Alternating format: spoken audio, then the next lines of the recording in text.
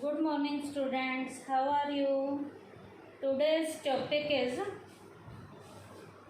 Securities and Exchange Board of India. आज का हमारा टॉपिक क्या है? Securities and exchange board of India का है, जिसे हम सेबी भी कहते हैं। ये सेबी इंस्टीट्यूशन कैसे रोल प्ले करती है? इस सेबी इंस्टीट्यूशन का रोल जो है शेयर मार्केट को प्रॉपर तरीके से कंट्रोल करने के लिए है।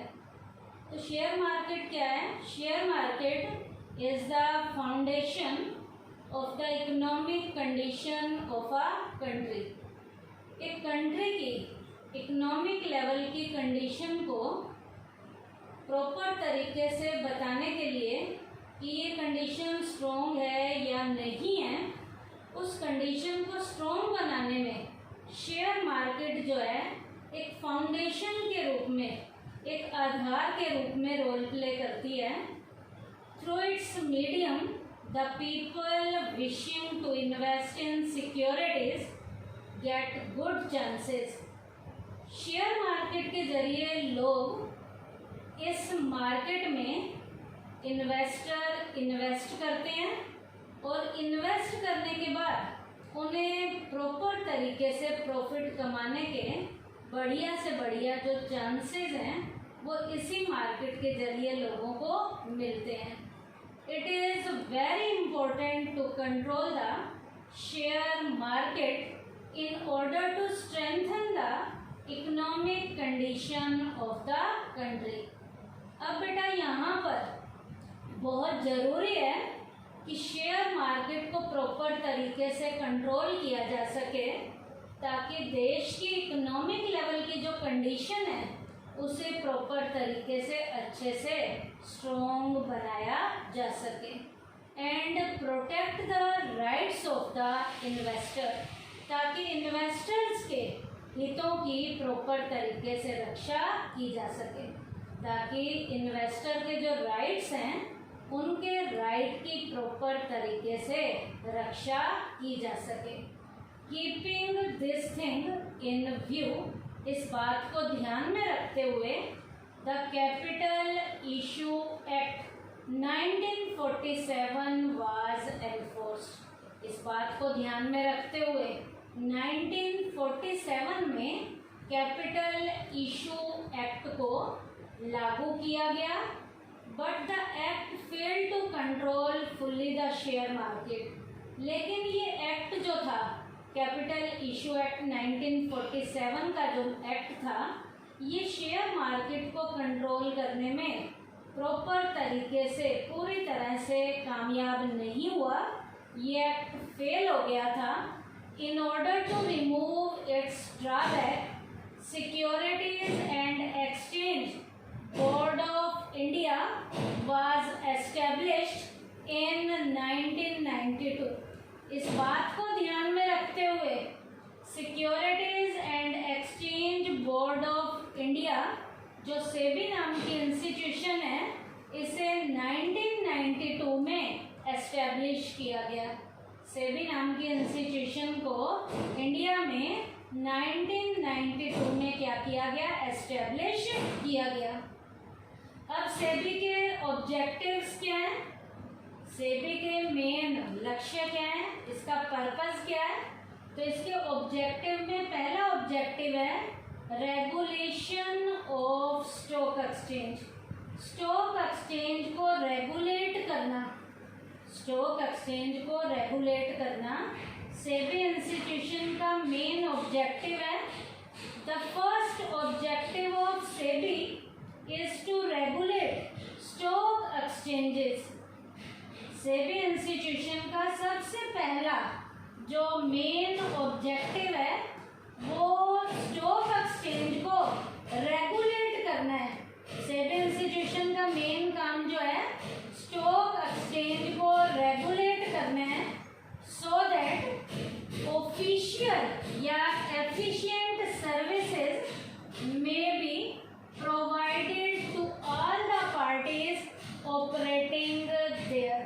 ताकि बेटा जितनी भी पार्टीज यहाँ प्रॉपर तरीके से ऑपरेट कर रही हैं उनकी एफिशिएंसी को, उनकी सर्विसेज को प्रॉपर तरीके से बढ़ाया जा सके, ताकि उनकी एफिशिएंसी पहले से बढ़ सके। क्या? So that efficient services may be provided to all the parties operating there, ताकि यहाँ जितनी भी पार्टीज ऑपरेट कर रही हैं उन्हें बढ़िया लेवल की सर्विसेज को प्रोवाइड कराया जा सके। इसके लिए स्टॉक एक्सचेंज को प्रॉपर तरीके से रेगुलेट करने का काम किसका है? सेबी इंस्टीट्यूशन का है। उसके बाद सेकंड इसका ऑब्जेक्टिव क्या है? Protection to the investor. ये इन्वेस्टर को प्रोटेक्शन भी देने का काम करता है। The capital market is meaningless in the absence of the investor. बेटा कैपिटल मार्केट इन्वेस्टर के बिना मीनिंगलेस होती है। यदि इन्वेस्टर ही नहीं होंगे तो इस मार्केट का कोई मीनिंग ही नहीं है। Therefore it is important to protect the interest of the investor. अब बेटा इसके लिए जरूरी क्या है? इन्वेस्टर के हितों की अच्छे से रक्षा की जा सके। The protection of the interest of the investor means protecting them from the wrong information given by the companies।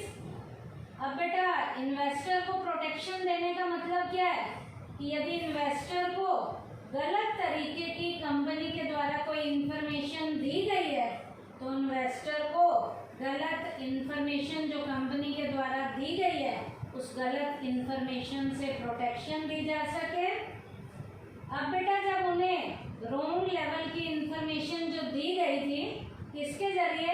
In their prospectus, क्योंकि प्रोस्पेक्टस में गलत छपा था जिसके कारण इन्वेस्टर को गलत इंफॉर्मेशन मिली है, तो उन्हें बचाना है यहाँ पर। Reducing the risk of delivery and payment etcetera, ताकि उनको बेटा डिलीवरी और पेमेंट में किसी भी तरीके के रिस्क यदि ज़्यादा सहने पड़ रहे हैं तो उनके रिस्क को टाइमली कुछ हद तक क्या किया जा सके? कम किया जा सके। Hence the foremost objective of the SEBI is to provide security to the investor। अब बेटा यहाँ पर सेबी इंस्टीट्यूशन का जो मेन काम है वो इन्वेस्टर को प्रोटेक्शन देना है, इन्वेस्टर को सिक्योरिटी प्रोवाइड कराना है, ताकि इन्वेस्टर को कोई भी कंपनी वाला अपने प्रोस्पेक्टस के जरिए गलत तरीके की कोई इंफॉर्मेशन ना दे सके और इन्वेस्टर के हितों की प्रॉपर तरीके से क्या की जा सके? रक्षा की जा सके। तो इन्वेस्टर को प्रोटेक्शन देने का काम भी सेबी इंस्टीट्यूशन के द्वारा किया जाता है। थर्ड इसका ऑब्जेक्टिव है चेकिंग द इनसाइडर ट्रेडिंग। अंदर की जो भी ट्रेडिंग है उसको चेक करना कि कहीं कंपनी के डायरेक्टर या प्रमोटर कोई बात छुपा कर इन्वेस्टर को गुमराह तो नहीं कर रहे हैं।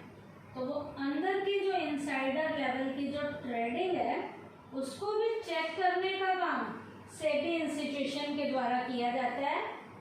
बेटा आपको यहाँ इनसाइडर ट्रेडिंग का मीनिंग पता होना चाहिए।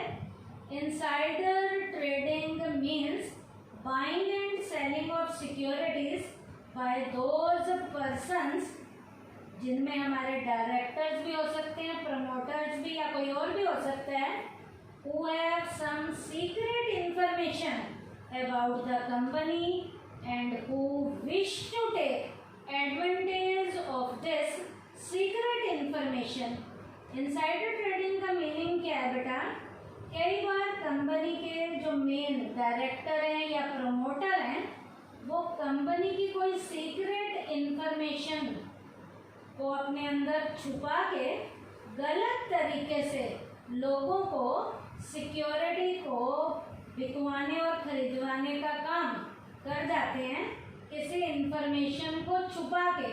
और उस इंफॉर्मेशन को छुपा कर वो डायरेक्टर और प्रमोटर फ़ायदा लेना चाहते हैं जिसके कारण इन्वेस्टर बेचारों को नुकसान होता है, this hertz the interest of the general investors, इस तरीके से आम लोगों के हितों को नुकसान पहुंचना शुरू हो जाता है। It was very essential to check.